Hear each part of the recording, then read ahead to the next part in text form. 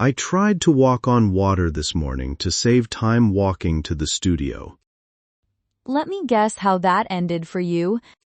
My shoes are completely ruined, and my socks are incredibly wet. You should leave the miracles to the experts, Alex. That is very true, and it brings us perfectly to our topic today. Welcome back to the podcast, everyone. Today we are going to talk about a very big and important topic. We are learning vocabulary and history about Christianity. Christianity is one of the largest religions in the entire world. Exactly. Millions of people follow this faith. But Emma, how did it all start? It all started a little over 2,000 years ago. That is a very long time ago. Yes, it started in the Middle East with a man named Jesus. Jesus Christ is the most important person in Christianity. Christians believe that Jesus is the Son of God. They believe he came to earth to help people and teach them about love. His main message was very simple but very powerful. What was that message? He taught people to love God and to love their neighbors as themselves. Loving your neighbor means being kind to the people around you. That is a great rule for everyone to follow. I try to be kind to my neighbors, even when their dog barks all night. That requires a lot of patience, Alex. Let us talk about the book that Christians read. The holy book of Christianity is called the Bible. The Bible is actually divided into two main parts. Yes, the first part is called the Old Testament. The Old Testament has stories that happened before Jesus was born. And the second part is called the New Testament. The New Testament is all about the life and teachings of Jesus. It also has letters written by his early followers. Those followers are often called apostles or disciples. They were the first teachers of the Christian faith. So, where do Christians go to pray and learn? Christians gather in a building called a church. Churches can be very small wooden buildings or huge stone cathedrals. Yes, some cathedrals in Europe took hundreds of years to build. They usually have beautiful windows made of colored glass. We call those stained glass windows. They tell stories from the Bible using pictures instead of words. That was very helpful in the past when many people could not read. Who is the person who leads the church service? The leader is often called a priest, a pastor, or a minister. They read from the Bible and explain the lessons to the people.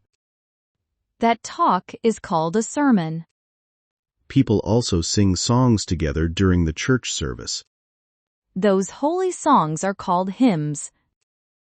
I love music. Do they use instruments? Yes, many churches use a piano, a guitar, or a large organ. Sunday is usually the most important day of the week for Christians. That is the day most Christians go to church to pray together. Praying is how people talk to God. People can pray quietly in their minds or out loud with others. Now, let us talk about the big celebrations. Christianity has some very famous holidays that people celebrate globally. The biggest one in winter is Christmas. Christmas is the day Christians celebrate the birth of Jesus. People give gifts, decorate trees, and spend time with family. It is a season of joy, kindness, and sharing. What is the other major holiday in the spring? That holiday is called Easter. Easter is actually the most important religious holiday for Christians. It celebrates the belief that Jesus came back to life. Coming back to life after dying is called resurrection. Yes, Easter is a celebration of hope and new beginnings. People often paint eggs and eat special meals with their families. The egg is a symbol of new life. There are many different groups within Christianity today. Yes, the religion has grown and changed over 2,000 years. Some of the biggest groups are Catholic, Orthodox, and Protestant. They all share the same basic belief in Jesus. But they might have different ways of organizing their churches. Or different styles of music and praying. It is fascinating how one religion can have so many rich traditions. It really is. And it has shaped art, music, and history everywhere. Many hospitals, schools, and charities were started by Christians too. Helping people who are poor or sick is a big part of the faith. Because that is exactly what Jesus did in the stories. He was famous for healing sick people and feeding the hungry. This is why charity is so important in Christian culture. Charity means giving money, time, or food to those who need it. I think everyone can learn something good from that idea. Absolutely. Kindness is a universal language. Well, my shoes are finally starting to dry off. Please use the bridge next time instead of the water, Alex. I promise I will stick to normal walking from now on. That brings us to the end of our lesson on Christianity. We hope you learned some useful English vocabulary today. And we hope you enjoyed learning about this important part of world history. Now we want to hear from all of you watching. Which religion or belief system should we talk about next time? Write your ideas down in the comments below right now. Do not forget to like this video and subscribe to our channel. Keep practicing your English every single day.